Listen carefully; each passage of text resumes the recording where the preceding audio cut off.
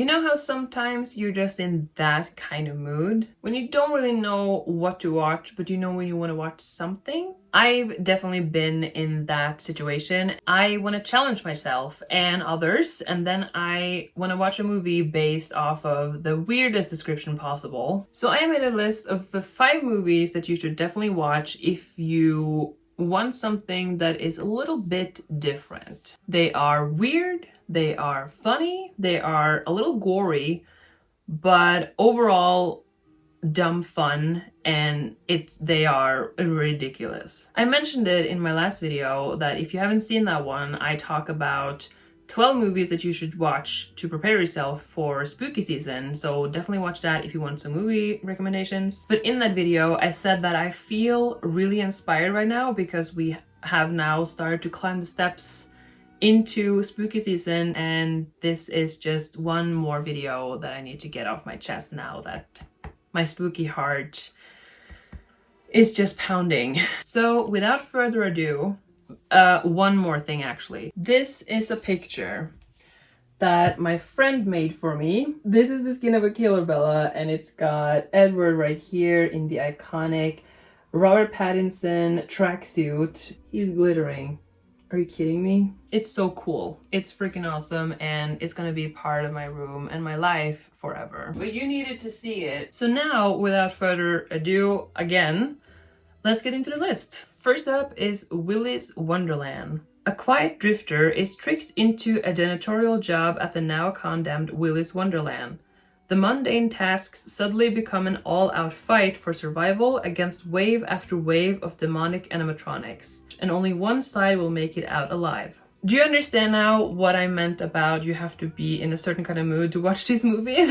I love Nicolas Cage. Like the newer movies that he's done has been so fun and so good. The best one that I've seen is definitely The Unbearable Weight of Massive Talent with Pedro Pascal. I saw that movie alone in a cinema, and I made completely alone, no one else there, and I was laughing my ass off. So I recommend that one as well. But Willy's Wonderland really surprised me because I didn't go into the movie thinking that it was gonna blow my mind or anything. I didn't have high expectations for it. And I didn't watch any trailers beforehand because watching a trailer these days is the worst thing you can do because they spoil everything of the movie, everything. So the movie is based on the game Five Nights at Freddy's, which is, if you didn't know, about a security guard who works a night shift at a fictional kids restaurant, and he has to keep an eye on the monitors at all time because there are animatronics there that if they find you, they're gonna kill you. Gotta love the trashy, horribly paid jobs, eh? Nick Cage plays the role of the silent hero so well. He just like brings this aura of I got this, you know? So you feel strangely calm when he's on screen because you just know that he can fix this. He's got this. And I love that. It just makes the movie so much goofier.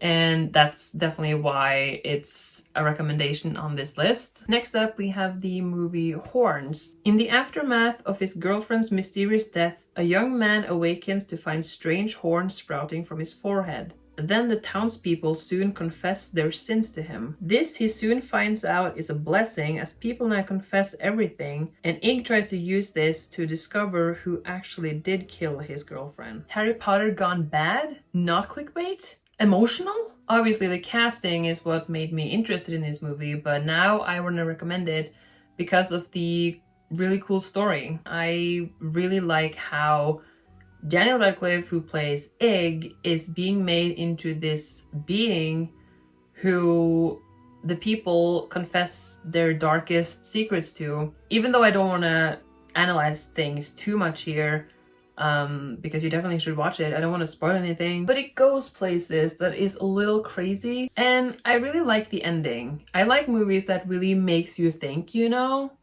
And this definitely did that. The horns that grow out of his forehead is definitely the supernatural, goofy element that makes this movie a part of this list. Outside of that, it's not too crazy, but I think like the moral can be like, even though something or someone looks monstrous, the real monster is human.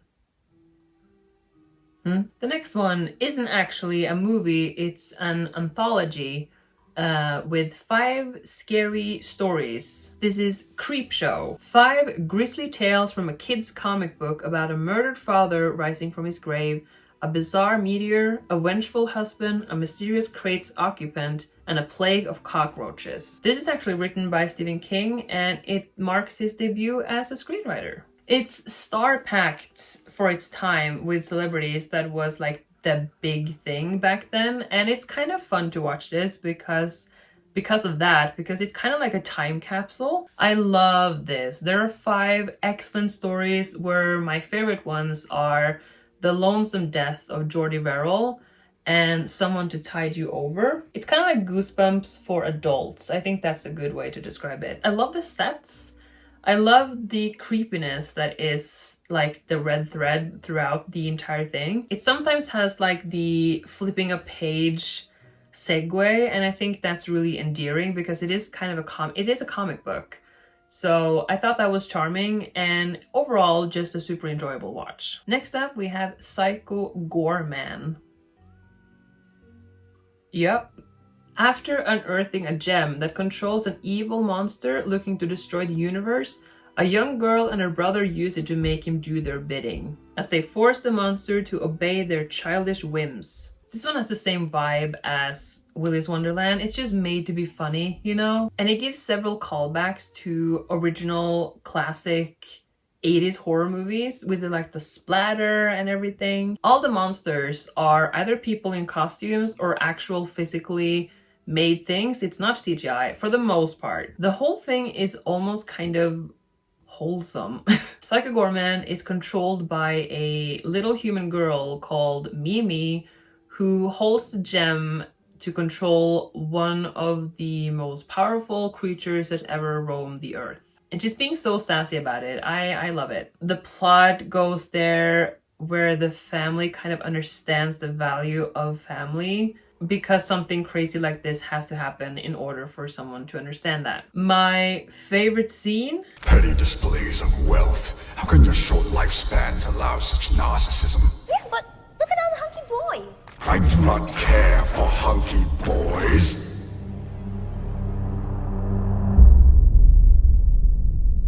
Or do I? Yeah, you should definitely watch it. Lastly, we have the movie with the wackiest title, Killer Klowns from Outer Space. When a small town is invaded by aliens from outer space who are capturing and killing the townspeople, no one takes them seriously.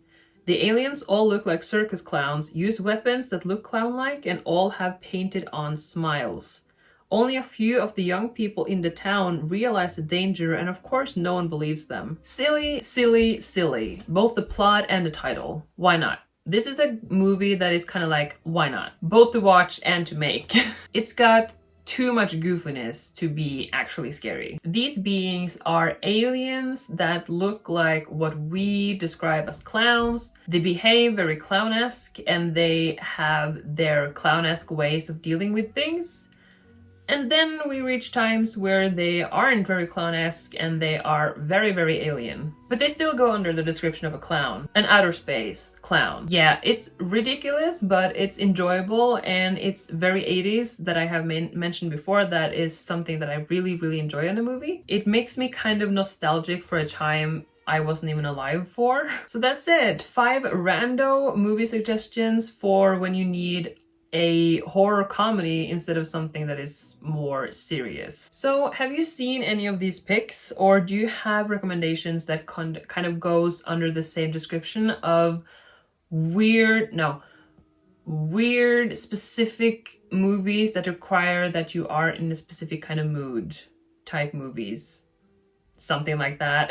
There definitely will be more recommendations and spookiness from me coming in the very, very not so distant future. Thank you for watching to the end, and I'll see you very soon. Bye bye.